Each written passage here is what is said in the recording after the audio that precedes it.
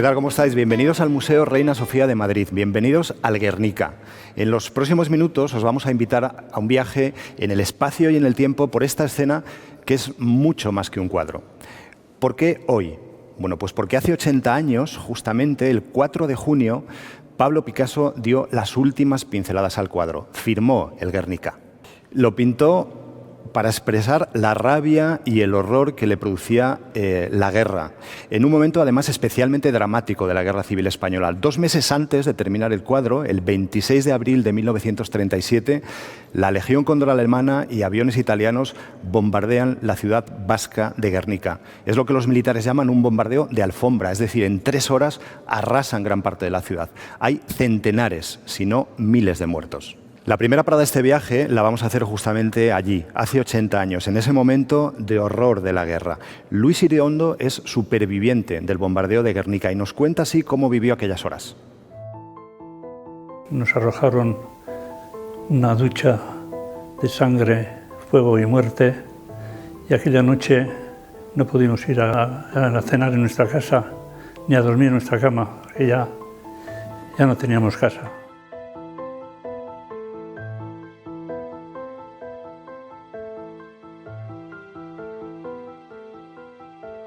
Cuando se oyeron las campanas y sobre todo cuando se oyeron las bombas, todo el mundo corrió a los refugios. Pues allí ya empezó el que fue ya el bombardeo serio, que iba a durar 3 horas, más de 3 horas.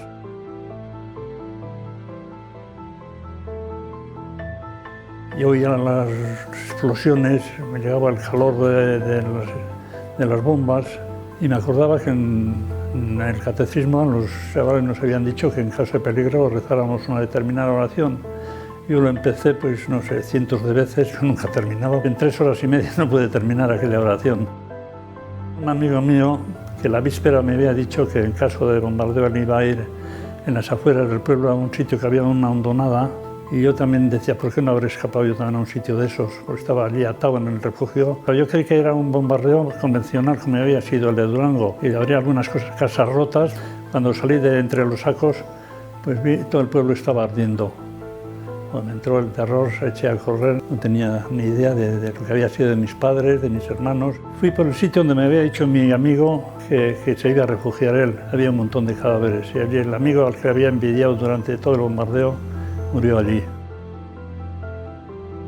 Vinieron a Guernica gentes de otros países, gentes que no nos conocían ni a los que no conocíamos y que ni siquiera nos odiaban porque no habíamos hecho nada, pero no nos veían tal como éramos, porque ellos estaban arriba y nosotros abajo. Ellos desde la altura nos veían como hormigas que huían aterradas y claro, no nos podíamos hablar. Las hormigas y los hombres no pueden hablarse, pero aquel hecho incomprensible para nosotros no nos dejó un sentido de venganza o de odio, sino que lo que había ocurrido en Guernica no debía ocurrir en ninguna otra parte más y que de las ruinas de Guernica debía de surgir una bandera de paz para todos los pueblos del mundo. El Gobierno de la República había encargado a Picasso este cuadro para que se expusiese en el pabellón de España de la Exposición Universal de París y allí se expuso. La guerra terminó, llegó la dictadura de Franco, el Guernica viajó por distintos países del mundo, pero nunca pisó suelo español. José Luis Galicia es el gran amigo español de Picasso. Hoy nos acompaña en el programa. José Luis, gracias por estar aquí. Gracias. Y Borja Hermoso es periodista del País, conoce bien a José Luis, ha escrito sobre él, son amigos. Con lo cual, gracias también, Borja, por estar en el programa. ¿Cuál fue, en principio, José Luis, la condición que Picasso puso para que el cuadro llegase a España? Pues mira, yo que iba con frecuencia a ver a Picasso 3 o 4 veces al año y estaba ahí hablando con él de todo, porque Picasso era un hombre que le gustaba mucho la conversación y a mí me extrañaba que un chico tan joven como yo y tal le dedicara tantas horas y días a hablar, pero la verdad es que él sabía que todo lo que hablase yo saliendo de su puerta se había acabado y ya estaba y no lo olvidé entonces y lo tengo olvidado ahora. Yo siempre pensaba y quería que el Guernica volviese a España y se lo decía a él. Y él siempre cuando se lo decía, hombre, es que el Guernica me lo encargó la República Española y este cuadro cuando venga la República a España va. Y yo le decía, bueno, sí, pero podíamos decir que a lo mejor cuando hubiese un cambio, cuando hubiese... No, porque me la encargó la República y es la República. Pero escúchame una cosa, José Luis, República en España no hay. Que va, bueno, no, Entonces, pero ya. algo tuviste que ver tú ahí para claro, Claro, pero la historia es que todo el mundo en aquel entonces, cuando estaba Franco, pensaba que cuando Franco se muriese, a los 5 o 6 meses iba a haber una república en España. Y eso también lo pensaba Picasso. ¿Para qué voy a cambiar ninguna cláusula ni voy a cambiar nada si esto va a volver bastante? Bueno, pero pueden cambiar las cosas. Y yo, a base de insistir un día, otro día, tal y cual, y un día dijo, bueno, pues vamos a cambiar la cláusula esta de que cuando en España, en vez de que haya una república, haya una democracia. Y entonces le dijo a Jacqueline, que estaba ahí, oye, dile a mi abogado Roland Dumas, que me parece que fue ministro de Asuntos Exteriores en Francia, que cambiemos esta cláusula. Y esa cláusula se cambió. Y claro, por eso, cuando en España hubo una democracia, el gobierno español, con Tussell, con toda la gente y tal, pudo reclamar el cuadro al Museo de Arte de Nueva York, que no lo quería soltar, como es lógico, y en pintura, eso por descontado.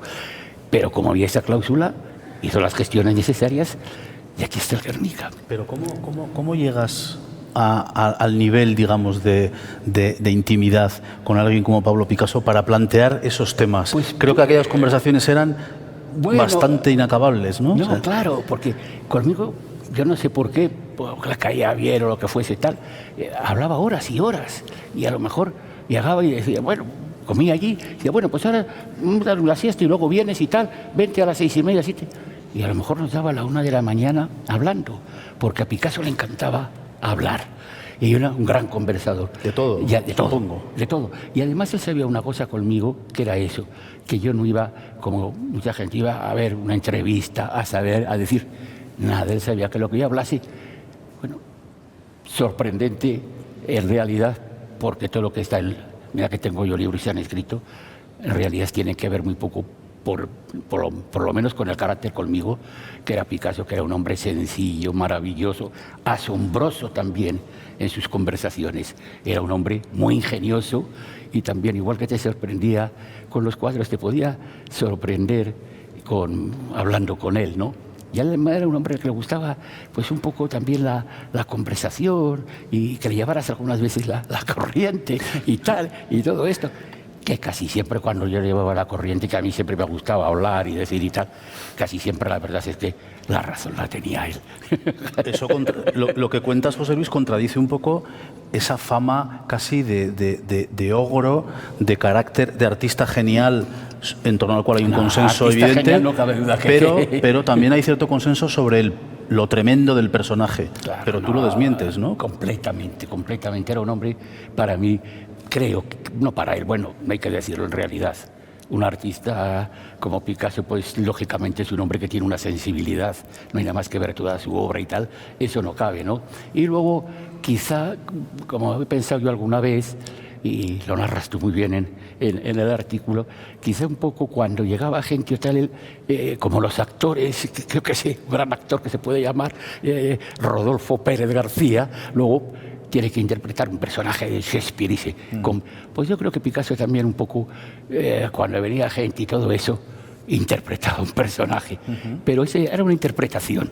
Pero nada ocurrió porque sí. Digamos que tú, en un momento dado, siendo un jovencísimo pintor que se está buscando la fortuna en París, le entras, como se suele decir hoy en día, le entras y te pones a hablar con él un poco, con perdón de la expresión, a calzón quitado, ¿no? Ya, pero una de las cosas es que yo a lo mejor ahora estoy arrepentido y tal, que él 2 veces le quité el teléfono de la mano porque quería que me buscase un representante suyo y entonces él veía que yo no iba a esa historia, que yo le admiraba, lógicamente con la amistad le quería, eso no cabe duda, pero que yo no iba ahí a conseguir que me buscase un marchano, que me representase para nada. ¿Qué te contaba el del Guernica, José Luis? Porque para nosotros... Pues hablábamos, mira, yo tenía una cosa con él y hablábamos de todo, pero lo que hablaba yo, como era secreto, no lo puedo contar en realidad. Pero sí que... Bueno, un secretillo, cuenta un secretillo, sí. Pero yo llego a una conclusión, y eso sí que es verdad. Picasso se sentía muy español.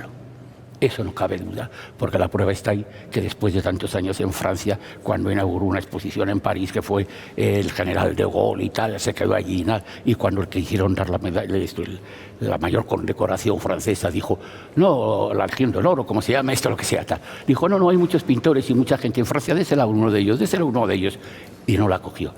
Y una de las cosas que, indudablemente, uno que haya estudiado un poco de arte lo ve, Picasso, desde niño fue a los toros, que eso es una cosa ahí. Y él le gustaban las corridas de toros y organizó alguna corrida de toros en plazas portátiles allí en Francia. Y indudablemente, como digo alguna vez, esto es una gran tauromaquia. Aquí está el toro y el caballo.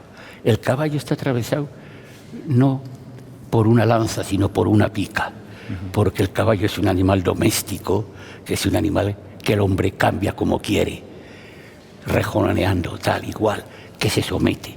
El toro no. El toro, ahí está el señor viendo lo que ocurre, que es lo que pasa en España, claro. Por otro lado, Picasso, claro que era un hombre democrático, como son las corridas de toros, que es la fiesta más popular que existe en el mundo. En un fútbol son los goles, en una carrera el que llega antes, en los toros el que da los premios es el pueblo, con los pañuelos. Y eso no existe en ninguna parte. Y eso es democrático. Y generalmente, que es una cosa que está mal enfocado, todas las gentes de entonces, García Lorca, Machado, León Felipe, que era tío mío, Picasso, todos les gustaban los toros de izquierda. Y las derechas detestaban los toros. Sí, se va al fondo de la cuestión. Curioso. José Luis, ¿has vivido y vives un poco con la sensación de que aquella noche en la Californie, en Cannes, convenciste a Picasso de una tontería, que era cambiar una palabra y que gracias a eso quizá este cuadro lo tengamos aquí detrás? En eso estoy convencido. Gracias a eso, gracias porque quiso él, claro, eso está. Pero yo eso, la verdad, no fue de una sola noche, ¿eh? Era de varias visitas y varios años hablándole del tema claro. También es verdad que, como has puesto tú ahí, quizá Sabartés, que ya sabes que era amigo desde la infancia de Picasso, también consultara, hablaba, porque hablaba todo con él, y le dijera que a lo mejor Sabartés algún día dijo, oye, pues mira, lo que dice José Luis o Pepe Luis tiene razón. Y puede que también fuera eso. Borja Hermoso, gracias.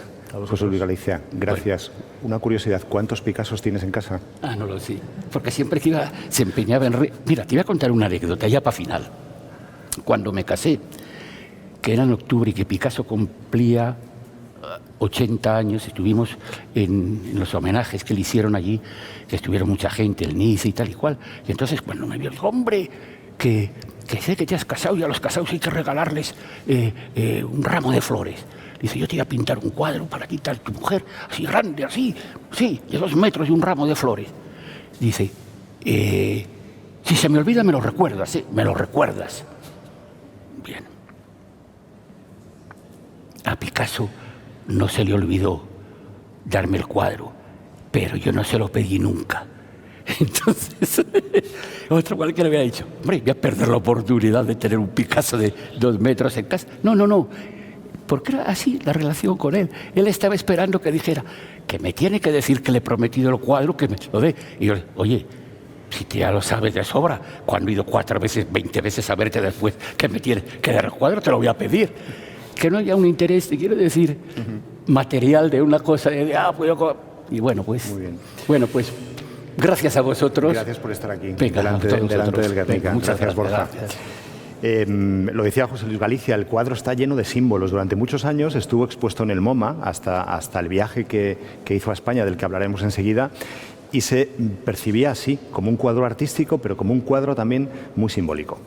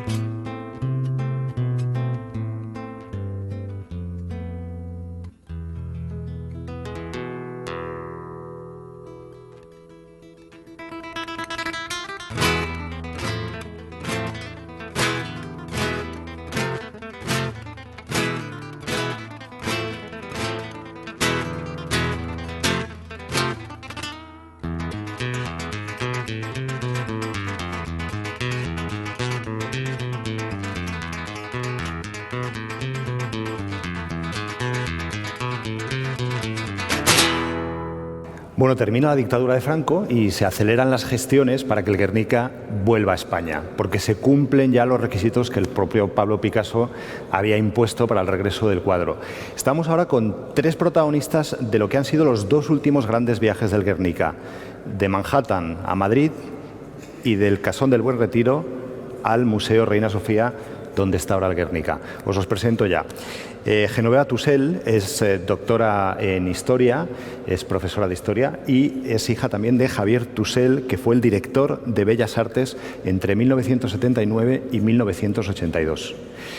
Álvaro Martínez Novillo fue subdirector de Artes Plásticas en 1981 y Santiago de Torres, subsecretario de Cultura en 1992. Los 3 son protagonistas por lo que vamos a ver ahora. Genoveva Tussell es una protagonista un tanto indirecta porque entonces era una chavalina, era una cría, pero ha escrito este libro, El Guernica recobrado, donde se cuenta toda esa historia. Tu padre sí que fue uno de los elementos claves, igual que lo fuisteis vosotros, de ese viaje de vuelta a España. ¿Cómo recuerdas tú entonces, siendo tan renacuaja, aquella experiencia?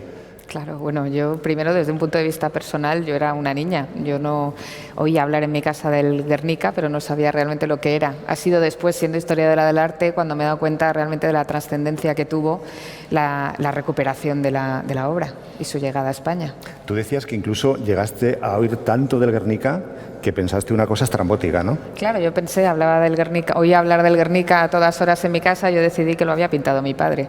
En fin, luego evidentemente me di cuenta de la importancia que tuvo ese momento para la historia de España.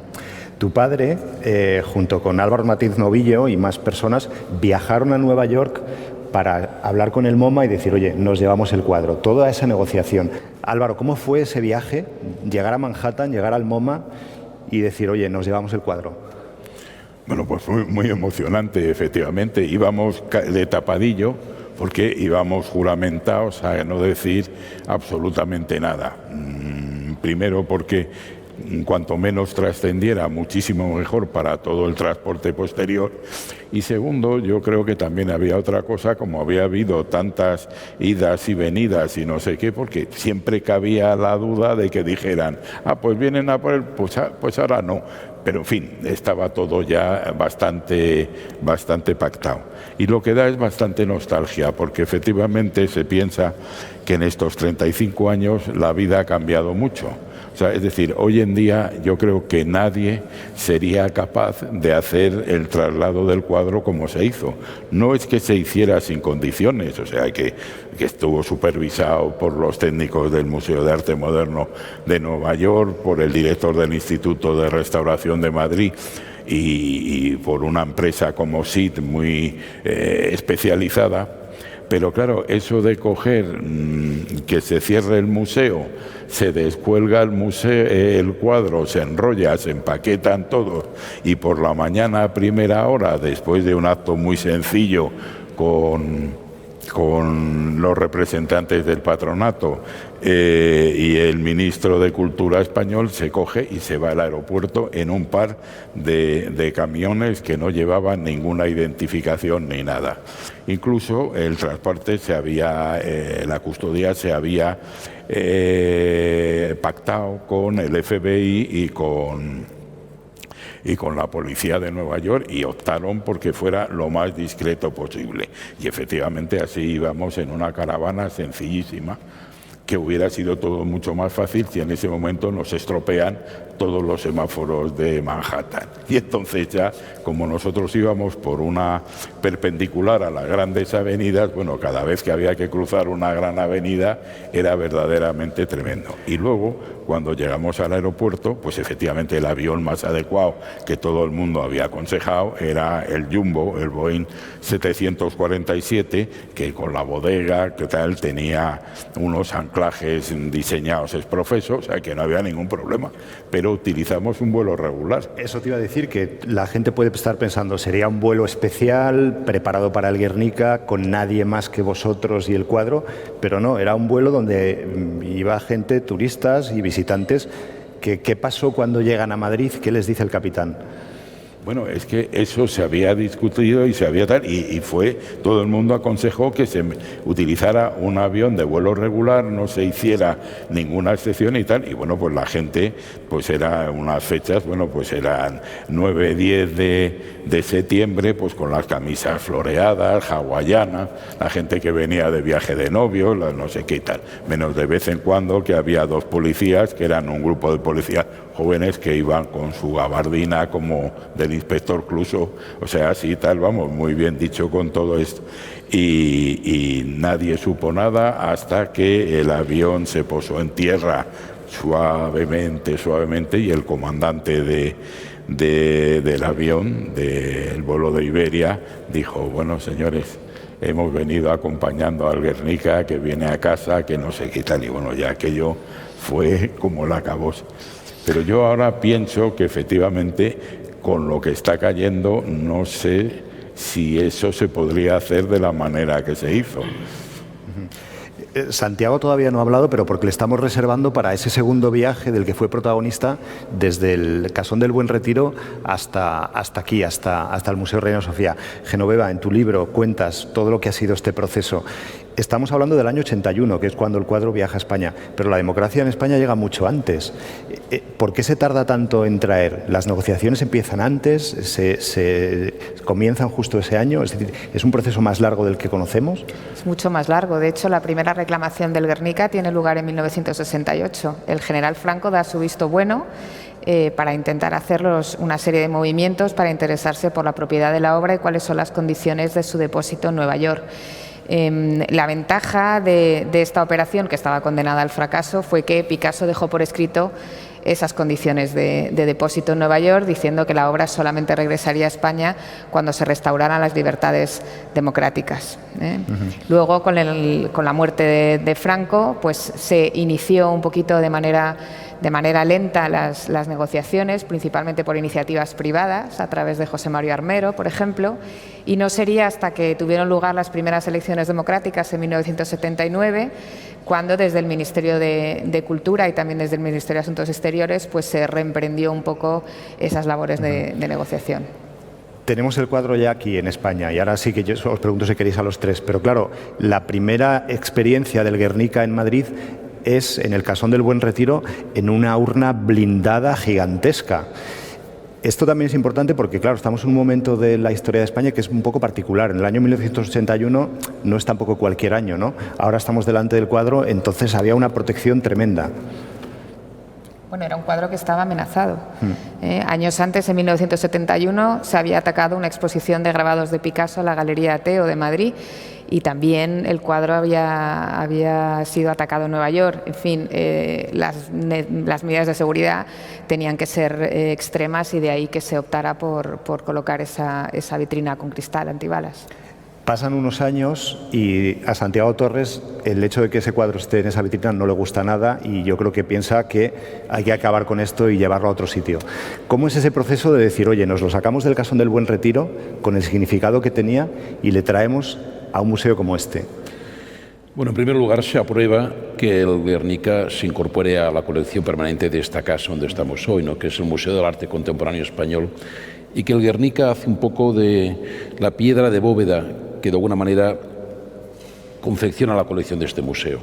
El Guernica es la expresión máxima de la historia de nuestro arte contemporáneo, ¿no?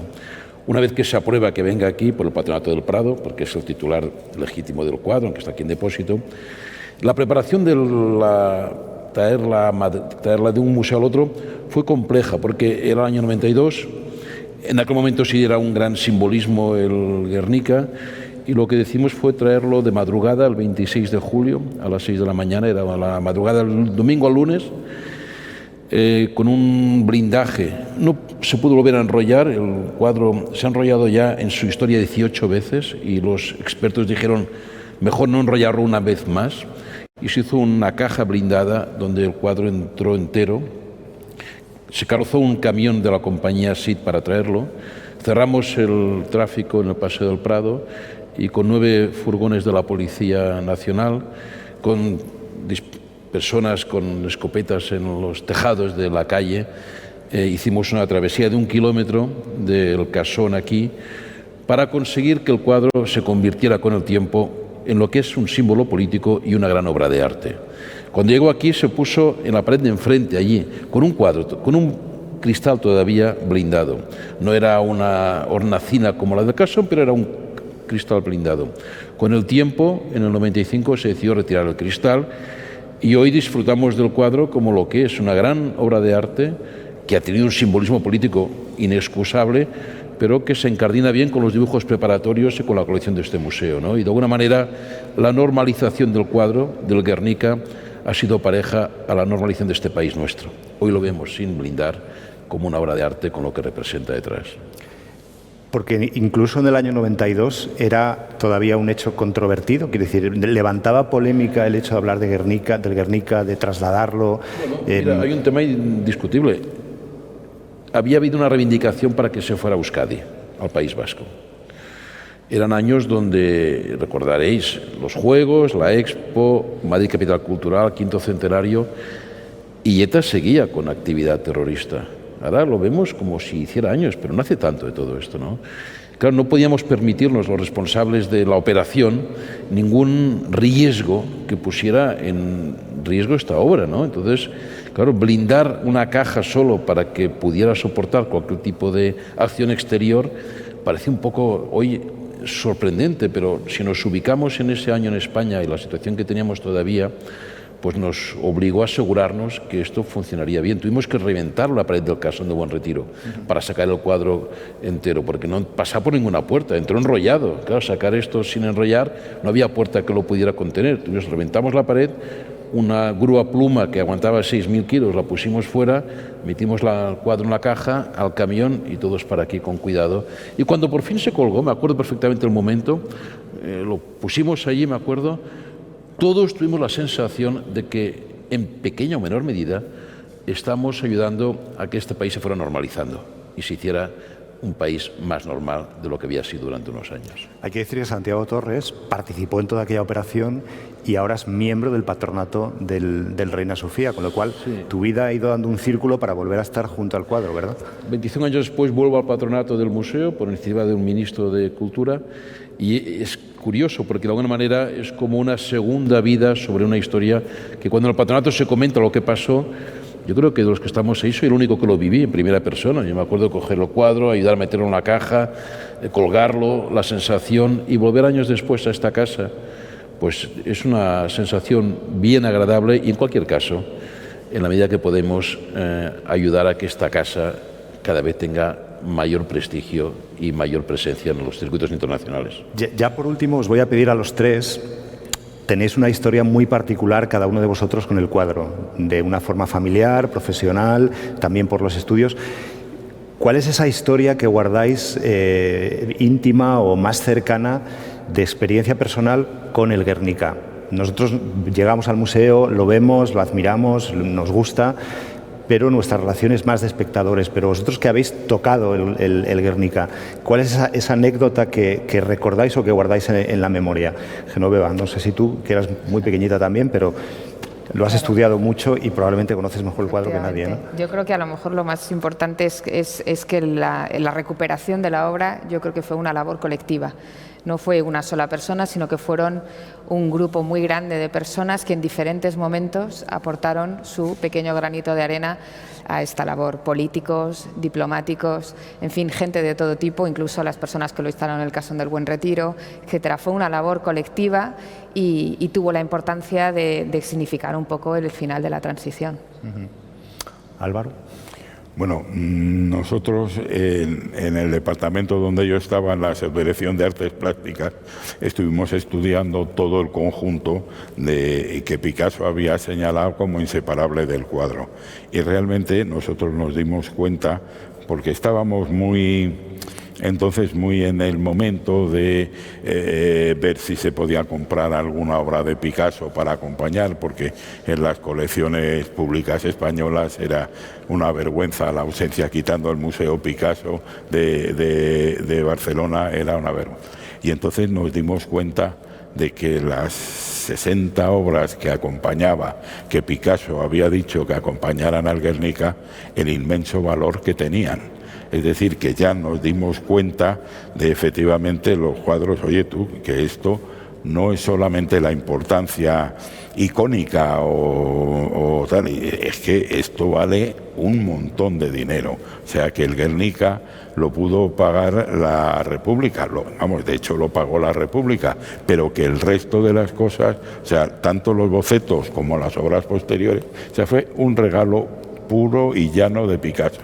Y es que Picasso, exactamente igual que había pasado con la serie de las meninas en el Museo Picasso de Barcelona, que tenía un sentido muy museológico, y él quería que se entendiera la cosa, y para eso, para el Guernica, pensó que se tenía que entender con los bocetos y se tenía que entender con los posescriptos, o sea, que luego se dijo con la gente que estaba. Y bueno, realmente el ir valorando estas piezas y tal fue impresionante,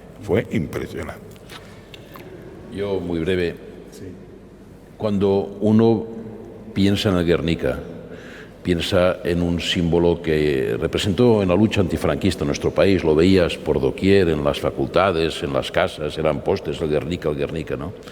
Cuando hicimos la operación de traslado y cuando pude trabajar sobre el cuadro y las condiciones de préstamo o de cesión, etcétera, etcétera, me di cuenta que era una obra de arte.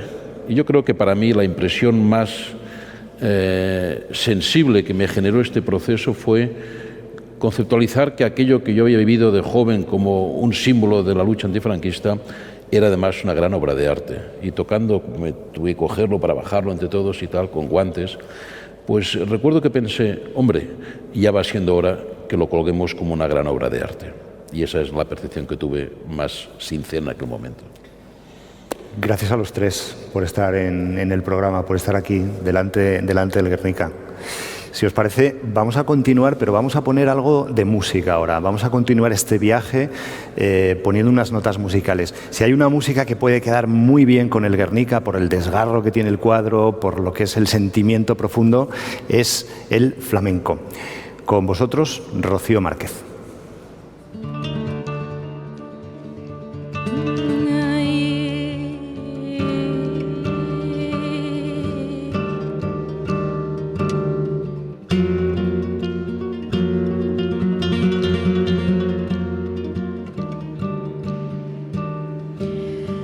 Luchaste con la corriente,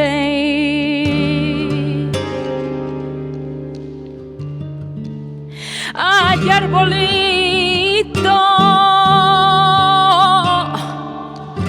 te secaste a la orilla de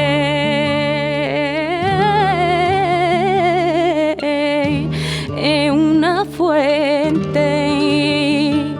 Y la firmeza de tu tronco te puso el inconveniente.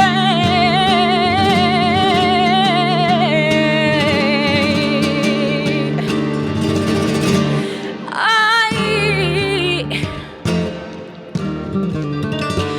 ay, ay, esta tierra, este pueblo lo cansó o portao este pueblo, ay este pueblo, esta tierra, ay, ay, ay, lo cansó o portao.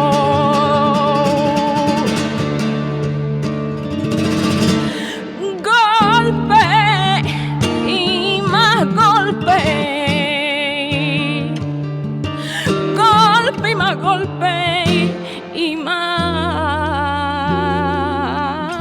golpecito llenen mí y molao tu pincel y tus pinceles Picasso y memoria crearon.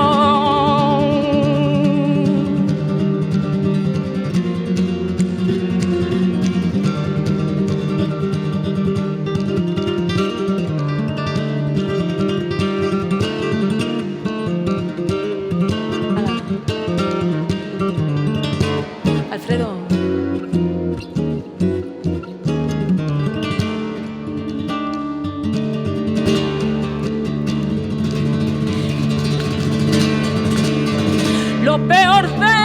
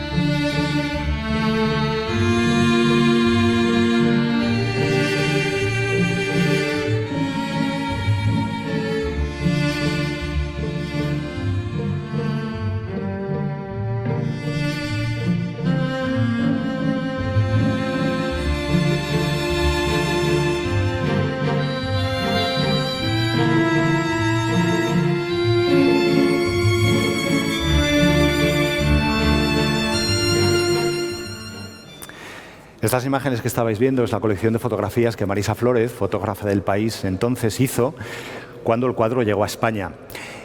Hoy está aquí con nosotros, Marisa. Gracias por estar en el programa. Vale. Y Ángel Sánchez Arguindey, que entonces era el responsable de cultura del diario El País. Gracias, Ángel, por estar aquí. Estamos con ellos porque entonces todo esto fue noticia, evidentemente. Fue noticia que abrió el periódico, que abrió todos los periódicos en ese momento de España. Veíamos en las imágenes, Marisa, por cierto, mucha Guardia Civil. Mucha Guardia Civil. Sí, la verdad que la seguridad fue impresionante. Guardia Civil, Policía Nacional, Policía Municipal, GEOS, Cuerpo Superior de Policía. Bueno, creo que fueron en total unos 500 personas pertenecientes a todos estos cuerpos, aparte de los que venían ya con el cuadro, que formaban la seguridad, y realmente aquel día era impresionante, tanto en el aeropuerto, desde muy temprana hora, todo el recorrido hasta el Casón. ¿Cómo preparasteis esos días la cobertura? Porque...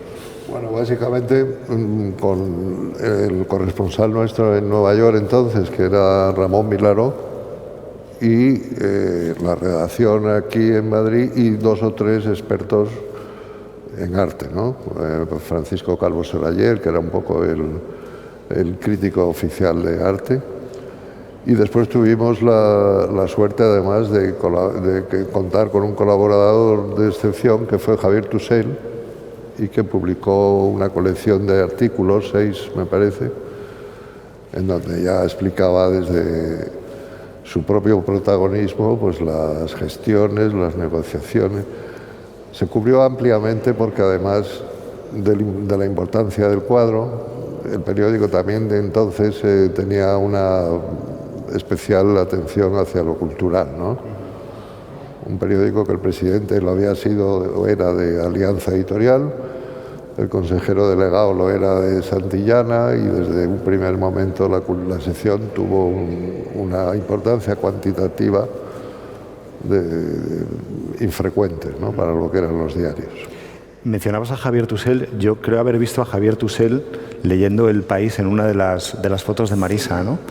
Justamente nada más bajar del avión, hubo una imagen que estaba el ministro Cabero, Javier Tusell, tal, con el periódico El País, justamente, que aquel día en primera página decía que llegaba a las 7:30 de la mañana, luego se retrasó por problemas en Nueva York, de apagones de luz y tal, y llegó con 45 minutos más tarde, pero en ese momento hubo una primera imagen de todos las personas, las autoridades que venían con el cuadro, ¿no? ¿A vosotros os citaron allí, en el aeropuerto? Sí, muy temprano. Aquella mañana, yo creo que como a las 6 de la mañana, yo ya estaba camino del aeropuerto porque, bueno, había muchísima expectación. no solamente llegaba un cuadro, llegaba un símbolo, ¿no? Como dijo el ministro al llegar el último exiliado. Y entonces es verdad que había una expectación enorme. Y luego también, pues, la incertidumbre de no saber un poco lo que podía pasar y tenías que estar un poco a ver cómo podías desde el principio estar en lugares que fueran idóneos para sacar las imágenes, ¿no? ¿Era un sitio de consenso que fuese el Casón del Buen Retiro, el lugar en el que se instalase el cuadro? Yo creo que sí, no hubo demasiada polémica, ¿no? Hubo una ligera reivindicación del PNV para que fuera al País Vasco, pero enseguida se desestimó.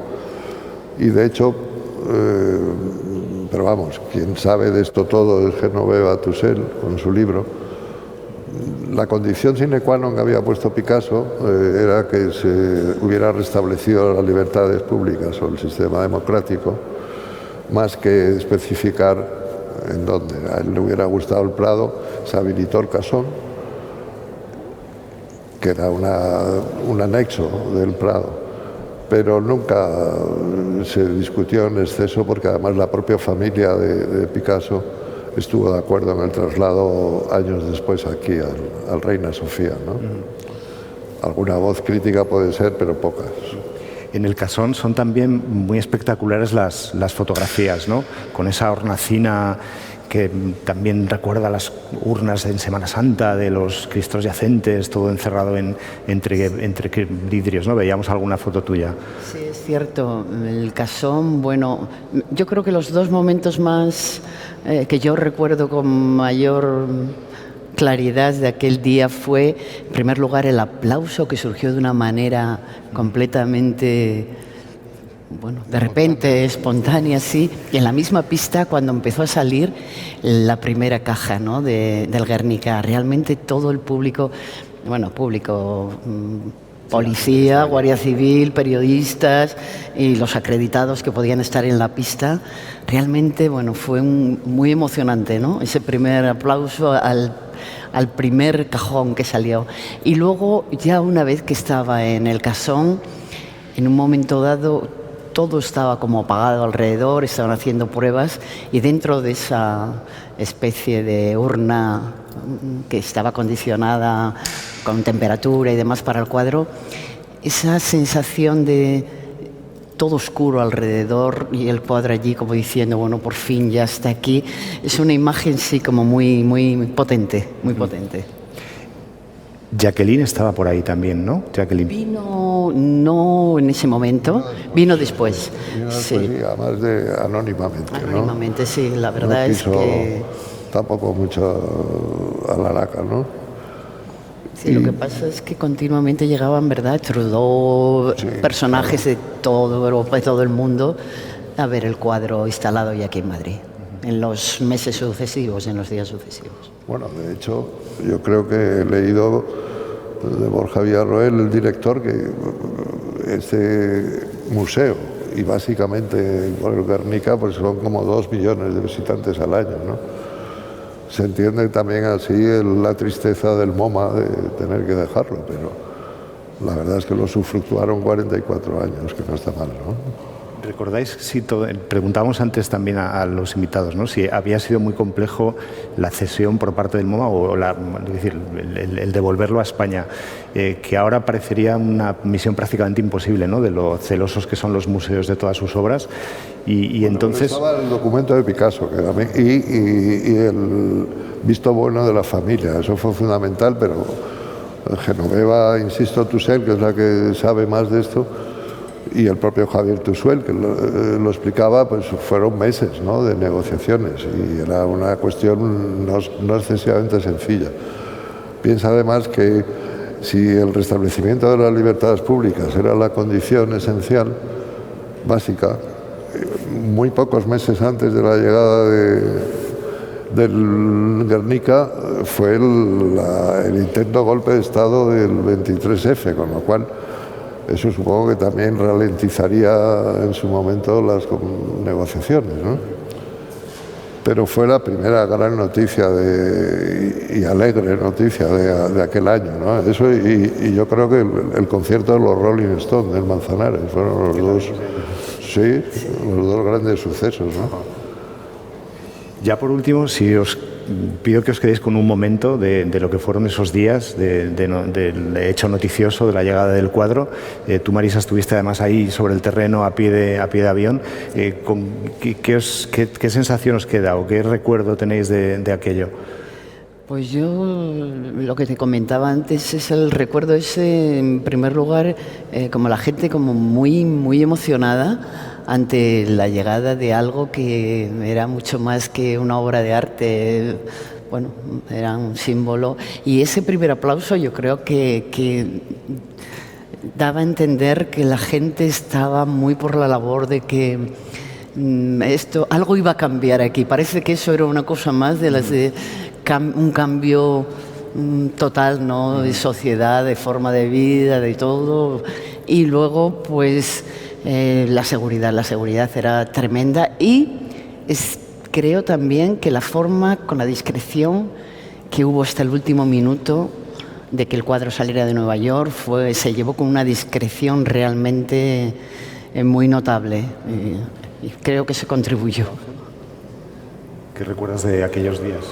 Bueno, yo eso lo viví desde dentro del periódico.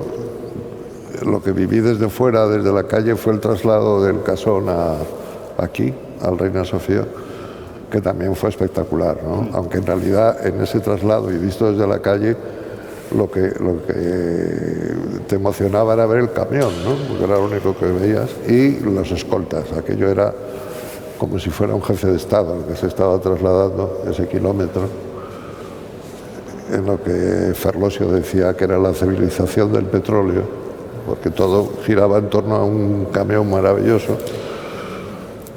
Y realmente ya estamos hablando del año 92, ya se había normalizado definitivamente, o eso se pensaba y se piensa, el sistema, y se habían celebrado los Juegos Olímpicos, se estaban celebrando los Juegos Olímpicos, la Exposición Universal.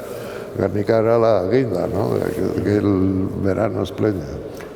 Ese ha sido el último viaje del Guernica. Exactamente. Hasta llegar aquí.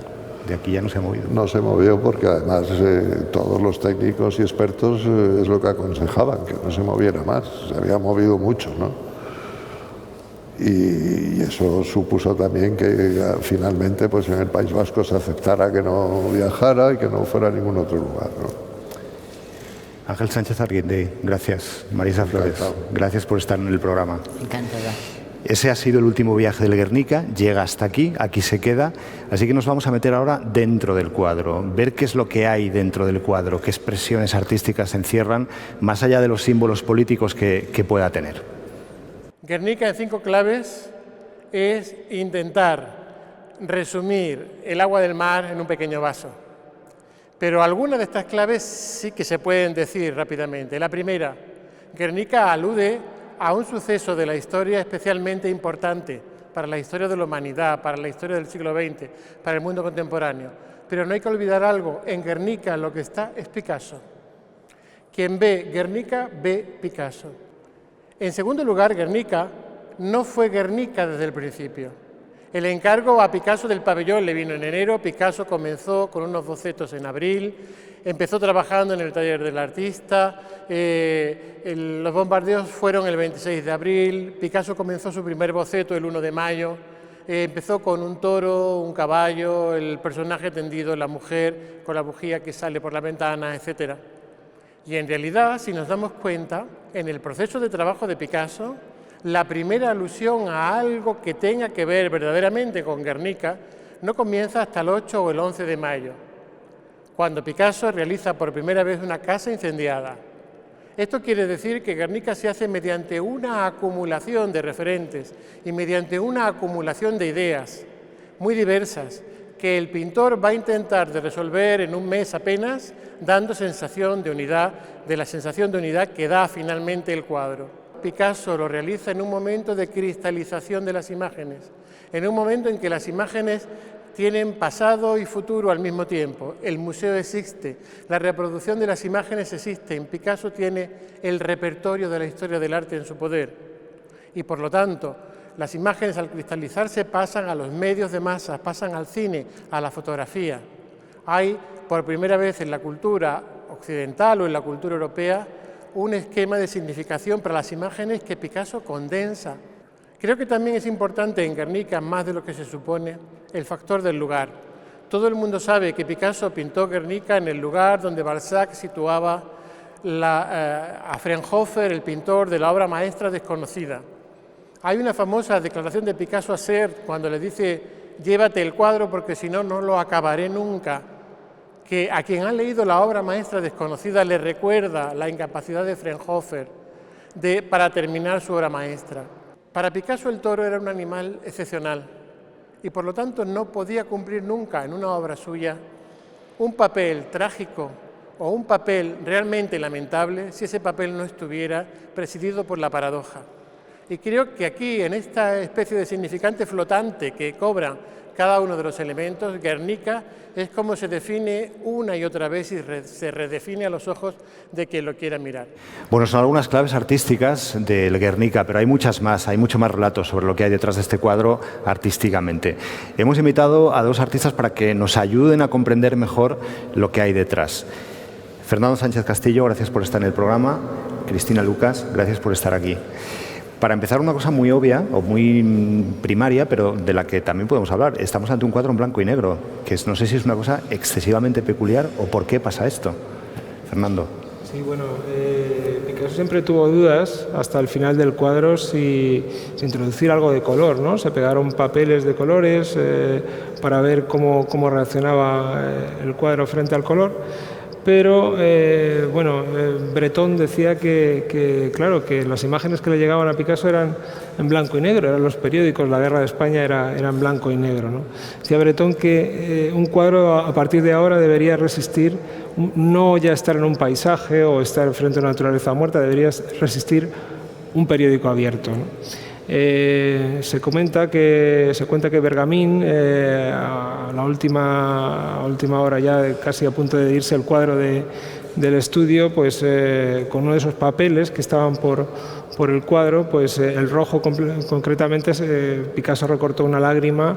La has traído tú aquí, sí, ¿no? Bueno, una lágrima parecida a esta, sí, más o menos. Me parecía que era bonito intentar. ¿Y cómo sería? Ver cómo ese juego entre Bergamín y Picasso, que decían, la puedes poner en el toro, a ver, o la puedes poner en el caballo, o la puedes poner en el guerrero, o la puedes poner en la mujer, la puedes poner donde quieras. Dice que, en fin, si quieres... Mientras vas hablando lo voy enseñando yo aquí porque has traído una reproducción del cuadro más pequeño. Y sería al final un poco Picasso más o menos no se decidió de introducir esa nota de color y dijo, mira, ¿sabes qué? La vamos a meter en un estuche y los viernes te la llevas al pabellón y la colocas donde quieras. Entonces Bergamín, pues, la historia que contaba y que recoge Pierre Caban en la biografía de Picasso. Tú, Cristina, dices un poco que el Guernica te parece también como una especie de fotocol, ¿no? Sí, es un poco fotocol desde el principio, porque desde que lo estuvieron al principio fueron a pintarlo, cuando Picasso lo estaba pintando Dora Maar, estuvo haciendo fotografías de todo el proceso, como un time-lapse de cómo iba cambiando las ideas, y cuando iban a visitarlo pues hacían fotografías con el cuadro. Siempre ha funcionado como un fondo, ¿no? Como un fondo donde integrarnos todos, por eso ha hecho, creo, también tanta empatía con la gente, ¿no? Es muy curioso ver cómo cuando van a recoger fondos en Londres, pues todos tienen un meeting y el meeting tiene como fondo el cuadro, ¿no? Entonces, bueno, pues es un cuadro que está de fondo en nuestra vida y que siempre es muy contemporáneo, siempre, ahora nosotros lo tenemos también de fondo, ¿no? Entonces tiene una conexión muy fuerte con la cotidianidad porque lamentablemente la guerra sigue en marcha. ¿Ese valor político que tiene el cuadro se acompaña también con el valor artístico al mismo nivel o tiene que ser las dos cosas unidas para que realmente tenga significado el cuadro? Es decir, el Guernica, si no fuese por ese significado que tiene histórico, ¿seguiría teniendo un valor artístico extraordinario? Bueno, Bergamín también comentaba que la guerra civil le iba a dar a Picasso, igual que le había dado a Goya la guerra de la independencia, la oportunidad de que su genio artístico y poético pues que realmente se desarrollara plenamente y que tuviera una expansión mucho mayor, ¿no? Entonces, claro, es un cuadro de un maestro ya reconocido en su tiempo y que aúna, es decir, un efecto propagandístico, un efecto de incisión en lo que estaba sucediendo, ¿no? Realmente tiene mucho de cartel, ¿no? Al estilo de los carteles de Renau, y también, pues claro, tiene una calidad innegable, ¿no? La génesis del propio proceso del cuadro es realmente una génesis pictórica, ¿no? De primer orden, ¿no? Como demuestra, Picasso lo sabía y sabía que era un tema difícil, que era una cuestión difícil, y por eso pues quizá pide también el auxilio de Dora Maar, ¿no? Para documentar ese proceso, para que todos seamos partícipes de esa génesis artística, ¿no? De cómo un problema estético está íntimamente imbricado con un problema político, ¿no? Es un cuadro que de alguna forma también decís que está inacabado, ¿no? Que sigue teniendo vida, que el viaje continúa, que no se detiene en el hecho de que esté aquí en este museo, que sí que es una obra de arte, nos decían antes, pero que sigue teniendo un significado presente y futuro, ¿no? Sí, está muy presente y de hecho es muy bonito como sucede en durante la guerra de Vietnam, que frente a las protestas de las matanzas de los civiles en la guerra de Vietnam hay un grupo de artistas que se llama Art Workers Coalition, y entonces ellos se enfadan mucho cuando por fin se publica la noticia de la matanza de My Lai, y entonces van a protestar delante del cuadro con la fotografía que se hizo pública finalmente en la revista Life tiempo después, y van al cuadro como el que va a la ley, a la legitimación, a la ofensa, a la tragedia de la población civil. Entonces tiene esa conexión directa, y cuando por fin Nixon lo habían condenado a este teniente a cadena perpetua, pero Nixon le perdona, lo deja libre, porque claro, si tiene que condenar a este teniente tienen que condenar a muchos otros. Entonces la repudia es tan molesta que Tony Safrasi era uno del grupo, y entonces va y es cuando le pone el spray encima y pone matar todas las mentiras. Pero es que antes llamaron a Picasso en los años 70 para decirle: tienes que retirar el cuadro del MoMA porque está haciendo el gobierno de los Estados Unidos exactamente lo mismo a la población de Vietnam, lo que el gobierno nacional le hizo a la población de Guernica. Entonces funciona, es un mecanismo que todavía está vivo, igual que con la guerra de Irak. Me contabas antes, Cristina, que tú estás de hecho haciendo ahora mismo una cartografía, ¿no? El Guernica, sabéis, estamos aquí porque hace justo 80 años que se cumplen de lo que fue el bombardeo de la ciudad, y también del momento en el que Picasso terminó de pintar el cuadro. Fue el 4 de junio de hace justamente 80 años. Y estás haciendo una cartografía de otros bombardeos sobre población civil, documentando que este no fue el primero y por supuesto tampoco ha sido el último, ¿no? No. Hay muchos, pero lo que pasa es que tuvo de extraordinario que Picasso lo hiciera visible y con el que todos podamos simpatizar, pero obviamente también había mucha polémica sobre si era o no Guernica, ¿no? Que si en realidad se hacía referencia al bombardeo de Málaga, de la carretera de Málaga, que si eran los bombardeos de Madrid. El mismo bombardeo de Durango sucede un poco antes en el País Vasco, es terrible y no tiene siempre ha estado asociado a los medios de comunicación. Entonces, lo que pasa es que todos son terriblemente demoledores, y entonces empezó siendo como un elemento propagandístico que no funcionó bien porque no les gustaba demasiado, porque no era un socialismo realista, pero ha acabado siendo una obra con la que empatiza toda la tragedia, entonces siempre está de actualidad. Fernando, ¿con qué te quedas artísticamente del cuadro? Si es que se puede decir algo concreto. El cuadro es la gran sinécdoque del siglo XX, ¿no? Es la parte que explica el todo, que explica muchas cosas.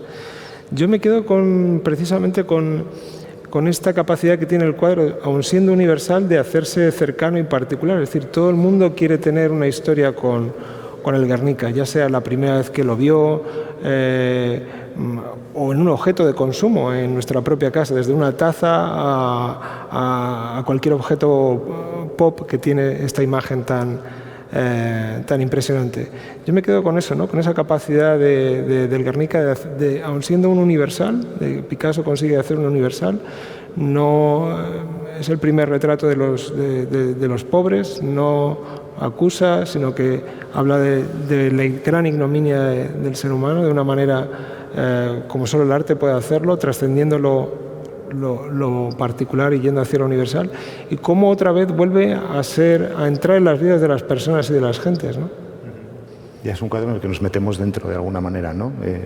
Por el hecho de que sea un fotocall o por todo lo que representa, ¿verdad? Pues Cristina Lucas, gracias por estar en el programa. A ti. Gracias Fernando Sánchez Vallejo por estar aquí delante de este cuadro del Guernica. Nos falta hablar todavía qué es lo que pasa a partir de ahora con el Guernica. ¿Hay que restaurarlo? ¿No hay que restaurarlo? ¿Este es el lugar en el que se tiene que quedar? ¿Se debe de trasladar a otro museo? Bueno, todo eso lo hablamos después de Leiva.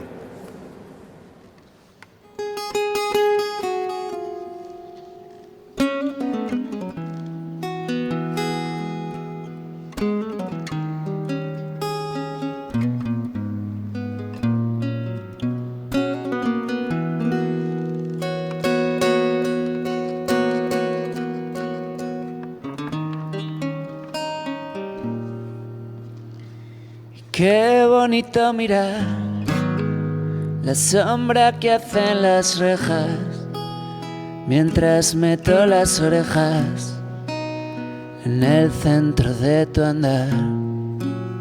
Si el mundo está del revés, habrá que buscar cordura y una pizca de locura para saber quererte más.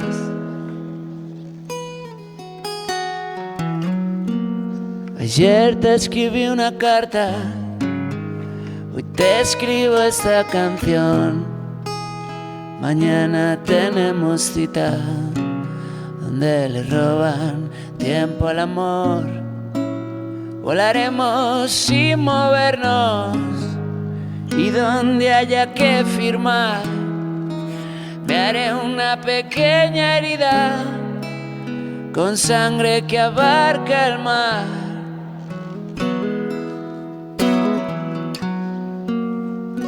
Para dejar por escrito que no voy a abandonar y ponerle sangre al grito de los que aman sin poder amar. Para dejar por escrito que no voy a abandonar y ponerle sangre al grito de los que aman sin poder amar.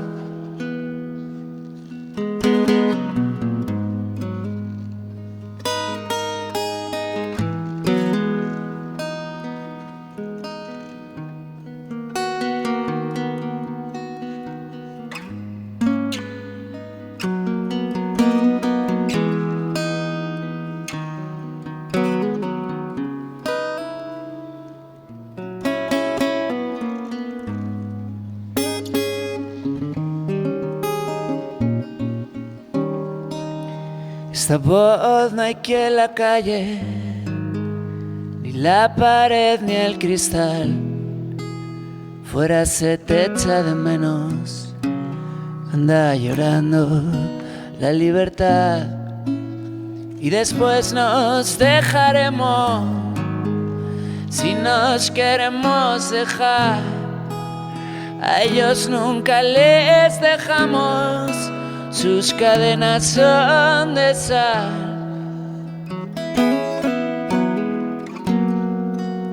De una sal que se deshace con más lágrimas de sal, de tu quejío y el mío, en vis a vis quincenal, en vis a vis quincenal, en vis a vis quincenal.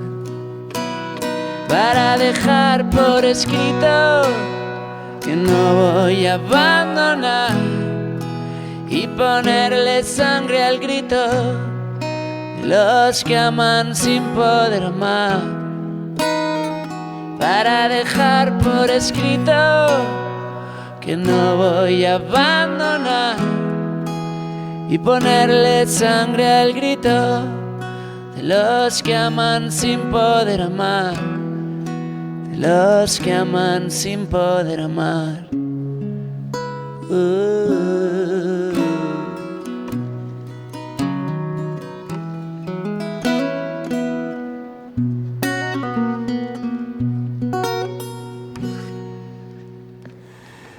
Era Leiva y en este tramo final del programa. Nos falta todavía hablar cómo está el cuadro, hace falta restaurarle, se tiene que quedar en este museo, se tiene que ir a otro museo. Bueno, esto lo vamos a hacer con dos protagonistas de lo que es el presente, el pasado, en definitiva la historia que ha tenido el cuadro en este museo. Conmigo está ahora mismo María de Corral, que fue la directora del Reina Sofía cuando el Guernica llegó al Reina Sofía en el año 92. Y Manuel Borja Villel, que es el director del Museo Reina Sofía actualmente. Gracias a los dos por estar aquí. Gracias a Manuel por dejarnos estar aquí con el Guernica en este entorno tan espectacular. ¿Cómo está el cuadro hoy? ¿Cómo está el Guernica? Bueno, eso es más los restauradores que lo tienen que decir, pero yo creo que la obra está bien, milagrosamente, para todo lo que ha sufrido, las vueltas que ha dado, las veces que se le ha enrollado, pero la obra ha sufrido mucho y es una obra que en estos momentos está absolutamente desaconsejado que se pueda mover. ¿Y restaurarla? ¿Hace falta restaurarla? ¿Se puede restaurar un cuadro como el Guernica? Cuando una obra tiene la significación social que tiene el Guernica, y en cualquier obra, cualquier restauración tiene que estar medida muy cuidadosamente. El Guernica, como dice María, es un cuadro que ha sufrido mucho. De hecho, el propio Picasso en algún momento ya decidió que no debía de viajar nunca más. Pero por otro lado tiene una situación estable, tiene una situación que, digamos, que hace que está muy bien cuidado y por tanto no hay cambios a la vista. Lo único que se podría, y cualquier restauración, ya digo, hay que ir siempre con mucho cuidado. Lo único que se podría pensar es remover, sacar el barniz que se puso en el MoMA cuando el cuadro tenía que venir a España. Primero porque Picasso trabajaba sin barnices y segundo porque el barniz con el tiempo amarillea. Pero dicho esto, es algo que hay que hacer con mucho cuidado, que hay que estudiar y hay que analizar antes de hacer nada. Ver realmente si merece la pena ese cambio, que puede ser que sí, porque los blancos recuperará más los blancos, ¿no? Que es más el contraste que incluso podía tener en el MoMA, a lo mejor, ¿no? Hoy estamos aquí y prácticamente podemos tocar el cuadro y la gente que viene al museo lo único que se encuentra también es con una barrera mínima que no es nada, es un cordón para que no traspase y no pueda tocarlo. Puede haber mucha gente que piense, un cuadro como el Guernica tendría que estar como estaba en el Casón, encerrado entre cristales, en una urna, o como estuvo al principio del museo. Tú, María, participaste mucho en ese ir quitando capas protectoras, ¿no? En acercar el cuadro a la gente. Cuando llega aquí, se despoja de la urna y ¿qué es lo que pasa hasta convertirlo en un cuadro en el que prácticamente estás delante y le puedes tocar? En el momento del traslado al Reina Sofía, que fue en el año 92, hubo tantas discusiones de gente que no quería que se moviese del Prado, que pensamos que debería de estar todavía detrás de un cristal. Ahora, un cristal plano y la obra expuesta de una forma que tú al entrar no la vieses y de repente te dieses la vuelta y te encontrases con el Guernica, que es como en este momento se ve, gracias a Manolo, con esa apertura que habéis hecho aquí. Y entonces Cristalería Española en Zaragoza tardó como 3 o 4 meses en fabricar un cristal de seguridad que no cambiase para nada el color, porque lo tremendo del Prado no era solamente la urna, sino que el cristal era verde, con lo cual era imposible ver el color del Guernica, que era, es decir, los matices que tienen los grises, los blancos, el negro. Era imposible, aquel cuadro era verde. Entonces, la preocupación, esa era una gran preocupación, y la otra preocupación era la iluminación. Entonces, no sé si lo habrá contado Santiago de Torres, pero los restauradores pintaron un Guernica exactamente igual, del mismo tamaño, los mismos colores, todo. Lo colgamos y ERCO estuvo trabajando durante 4 semanas en la luz para que la luz fuese exactamente igual que la luz de día, que era como Picasso lo había pintado y como había estado expuesto en el pabellón. Entonces yo creo que se veía realmente muy bien cuando se expuso el cambio, realmente ganó mucho la obra.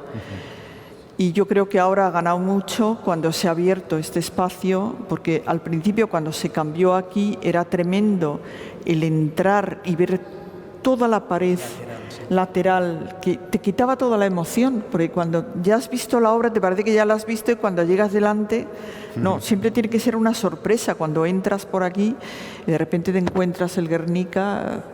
Las obras así tienen que ser, como era el MoMA, que subías una escalera, dabas la vuelta y te encontrabas con el Guernica y no te lo podías creer, ¿no? Era eso y otra cosa, o sea, este elemento de frontalidad, de ver un mural, pero luego hay otra cosa importante, el Guernica no estaba solo.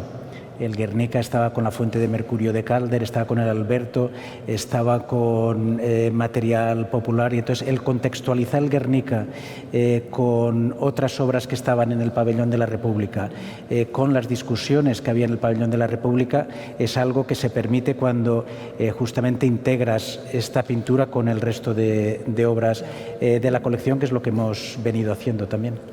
Le voy a pedir a Borja, ya que le tenemos aquí, el director del Reina Sofía, que me complete un poco lo que nos comentaba ahora María.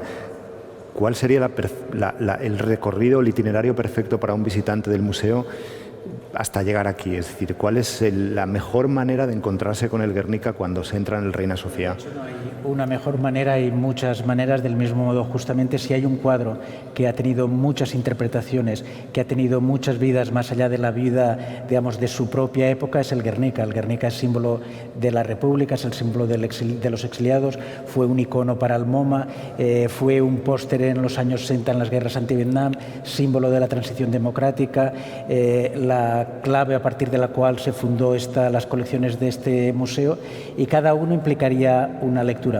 Sí que te puedo decir que hay un elemento, como decía María, el verlo desde un punto de vista frontal, donde digamos lateral, donde lo importante es los pasillos, de algún modo desvirtúa, quita teatralidad a la obra, y esta es una obra que tiene un elemento teatral y por tanto la sorpresa, el encontrártelo, creo que es importante. Dos preguntas que vienen a ser la misma, pero la primera es más fácil, la segunda más complicada. ¿Es posible que un cuadro tan viajero como lo ha sido el Guernica aparezca en algún momento en alguna exposición sobre Pablo Picasso en otros museos del mundo, o el Guernica no es de los cuadros que entren dentro de este circuito de grandes exposiciones?